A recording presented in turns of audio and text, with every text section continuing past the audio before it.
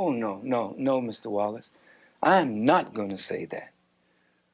Because justice would not be served if I said it was all the fault of white people. We have to take some blame in this ourselves.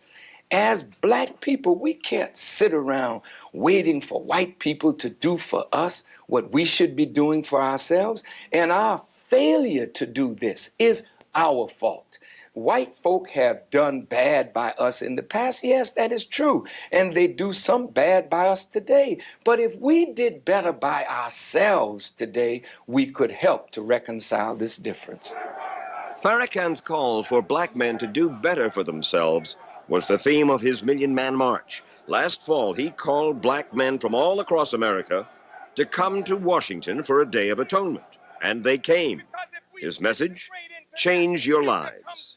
But after the march, he says, he was depressed, somehow sad, hurt by the mainstream media who he felt failed to give him proper credit for his extraordinary accomplishment in organizing the march. He withdrew to the Nation of Islam's compound in Phoenix, Arizona. He disappeared from the public eye for almost 3 months. Then he reemerged for that tour of Africa and the Middle East. To observers like Dr. C. Eric Lincoln, a distinguished black historian and professor emeritus at Duke University, who has studied the Nation of Islam since the 1950s, Farrakhan's trip squandered a great opportunity. Professor Lincoln told me he was disgusted with your trip to the Middle East and to Africa. He said, he blew it, you.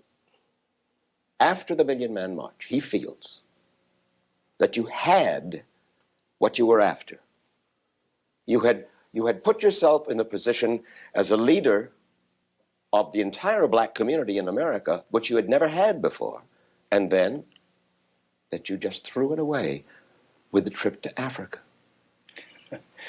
You know. Now, this is from a man, yes, scholar, been a guest in your home, yes, loves you and your wife.